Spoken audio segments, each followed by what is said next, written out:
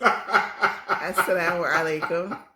This is Zaina from BlackMuslimExperience.com. I'm a blogger. Maybe some of you know about my page. Check it out if you want to look at, a Black Muslim experience, my journey as a student, living in Mecca, all that kind of stuff. So I talk a lot about marriage and relationships and women in general.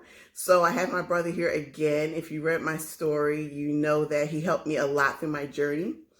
And we are very close. So we have, a lot of discussions. We talk a lot. And today I wanted to just ask you a few more questions on camera. So the topic is, or the question is, why do Muslim men want to be with non-Muslim women? All right. Ooh, Right. That's a good question. So I think more than anything, like I've been thinking about a lot of stuff recently, and I think that we put like our lives in different perspectives at different times in our life, right? So depending on where you are in your life, depending on what you're going through and who you meet, because we feel like that Allah's going to put someone in your life for a reason. That might not be to marry that person, but whatever the case may be, so that's different. But, everybody knows what's going on right now, whatever. So it's like, I feel like that sometimes, like, deaths and other events in your life push you in certain directions. You know what I'm saying? Like, if you've ever experienced, like, any kind of trauma or anything, sometimes you meet someone and they just comfort you. They just are someone you connect with. It could be a spiritual connection. It just could be that time frame, whatever it may be. So, from my perspective, I think that we lose focus on the ultimate goal sometimes. The ultimate goal is what? We're trying to get the Jannah, right? That's the ultimate goal. We're trying to achieve, we're trying to get the pleasure from, we're trying to please Allah, and we're also trying to establish Islamic households and raise our children to be the best Muslims possible. So sometimes those feelings could get mixed up. You might not. So it's a mistake. Is what I'm hearing. I'm hearing you shouldn't do it. Okay, you're lying to yourself. It could be because if you're thinking about, let's say you marry, let's say you have a wife that you're thinking about marrying, so woman you want to marry, right? And you have 2 children, and now you bring them to a household where Islam might not. Let's say you go to work and she's not really teaching children to pray, or telling them to pray. Okay, so why don't y'all think about that before you marry these women? Like, why isn't all of that important in the beginning? Because sometimes you're making an emotional decision, like I was saying. Like men are emotional. So sometimes you're thinking that this woman, and in the beginning, it's very difficult. Like we talked about before. You need to take time to be able to really grow and learn someone before you marry them. Unless you're going to go the route of, which is very difficult as well, to marry someone and not constantly. Marry someone and not live together. Marry someone and just date. What's that to do with marrying a Muslim man marrying a non-Muslim woman? Because if you're making if you meet someone in the beginning, right, and everything is going good like it usually does in the beginning, and you're saying this woman, because a woman might even say, oh no, I'm curious about Islam, or I'll read, or maybe I can help with the kids, whatever. And then that's once you true. Get in the household, and men will do the same thing. Men will say, I'm.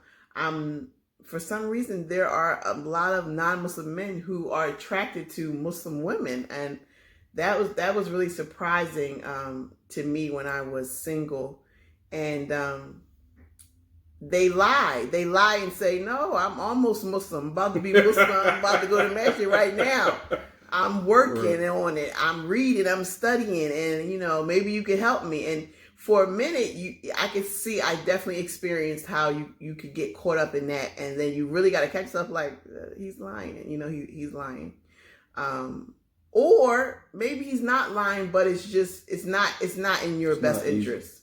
It's not in your best interest. And then on top of that, like we talked about before, is that when you first take Shahada and then being Muslim 5, 10, 15 years, it's a different kind of dynamic, because initially you might jump into Islam and everything be good, and then you might have just hit a pothole like that. How like you struggle with that. So your iman is weak. you struggle with like that. after a divorce, like after a traumatic event, Right. this is when you can be, this is when you're low and you can be vulnerable to those types of people. Not that they're types of people, but they're not. I don't think it's in our best interest. And As then, a Muslim man or a Muslim woman, I don't think it's in your best interest to get involved with a Muslim, a non-Muslim in any way. That's my opinion. I mean, it's difficult. Call to me say. when you take shit. Even a new Muslim.